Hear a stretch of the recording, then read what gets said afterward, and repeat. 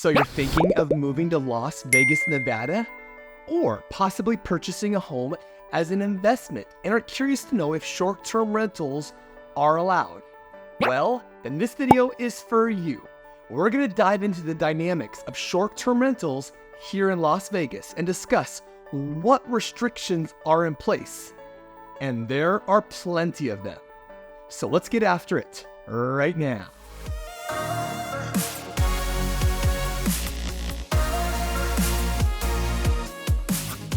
If you are new to this channel and you want to know everything there is to know about eating, sleeping, working, playing the good and the bad about living in Las Vegas and the surrounding areas, then subscribe below and tap the bell for notifications so you can be the very first to know about the current market here in Las Vegas.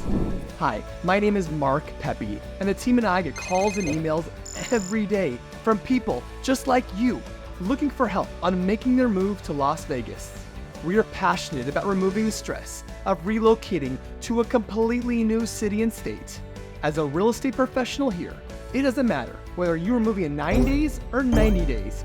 Give us a call, shoot us a text, or send us an email, and we'll be more than happy to help you make a smooth move to Las Vegas. So before we jump into the nitty-gritty of short-term rentals here in the Las Vegas Valley, I wanted to clarify there are 4 different sets of policies for each area or city. That includes the unincorporated part of Las Vegas, which is by far the most popular because it includes the Las Vegas Strip and the surrounding area, which is usually the most desirable for people visiting Las Vegas. Then you have the cities of Las Vegas, Henderson, and North Las Vegas. For years, Clark County outlawed short-term rentals to prevent neighborhood disturbances. There are also concerns that short-term rentals may not have adequate fire detection equipment, security, safety features, etc.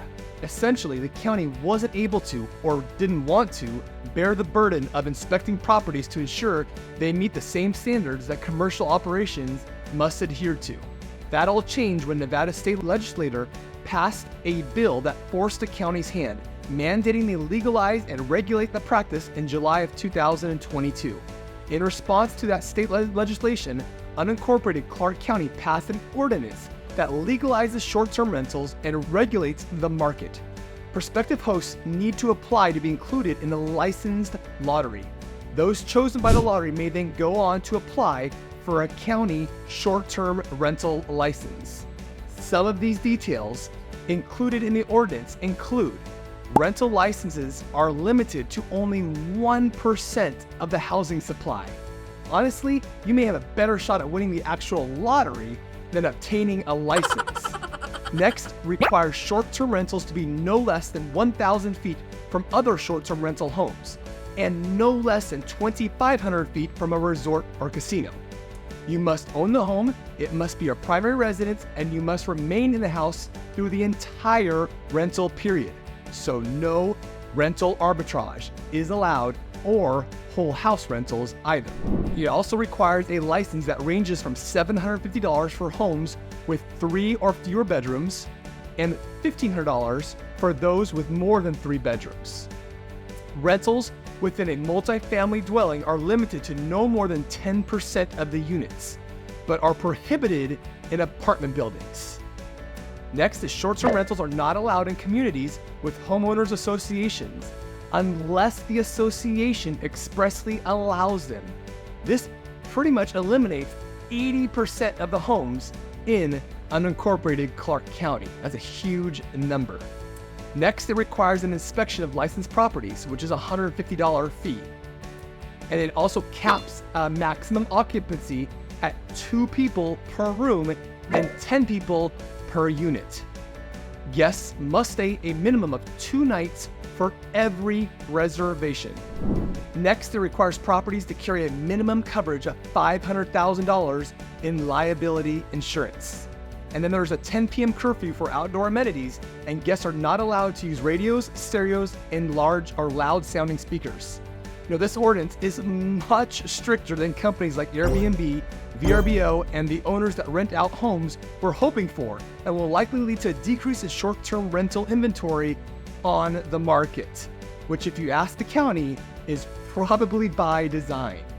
Shifting focus, the actual city of Las Vegas, think the north end of the Strip and the area around Fremont Street, allows short-term rentals as well under certain conditions. The property owner must have registered as a business and also pay a $500 annual fee. Ensures that the property is 660 feet from other short-term rental units. It must be occupied by the owner as well, like unincorporated Clark County. Is it me, or is that a bit awkward to be staying with your guests? I guess you can create your own little bed and breakfast, I guess. Next is collect transient lodging taxes from guests and file transient lodging fees or tax returns with the county for guests that stay 30 days or less. Next is install noise monitoring devices at the property lines at the front and the backyards, as well as around outdoor pool and spa areas. Quiet hours are between 10 p.m. and 7 a.m. For the city of Henderson, property owners have to pay an annual registration fee of $820. The city will require a minimum 2-night stay with a 30-day maximum visit.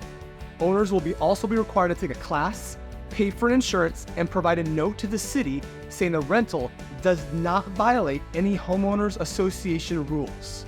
They also need to ensure that the property is at least 1,500 feet from other short-term rental units, parks, and schools.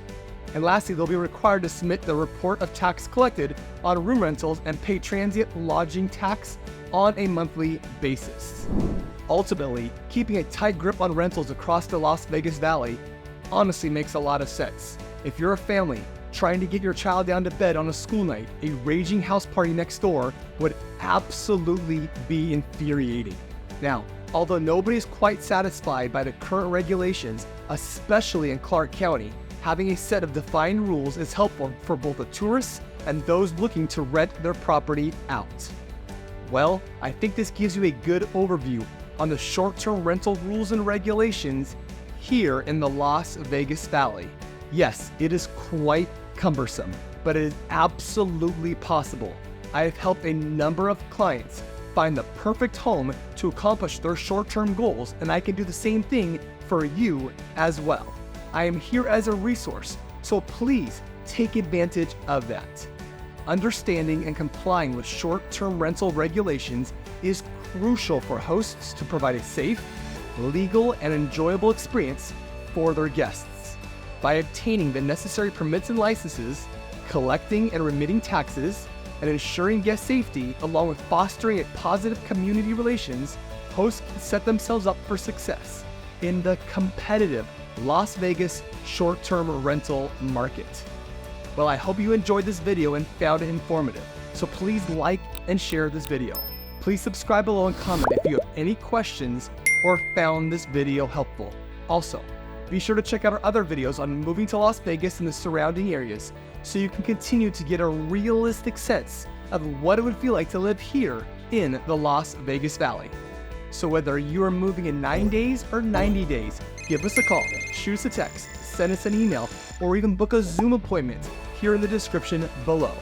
We can't wait to either help you make a smooth and stress-free move to Las Vegas or find the right home for your short-term rental goals.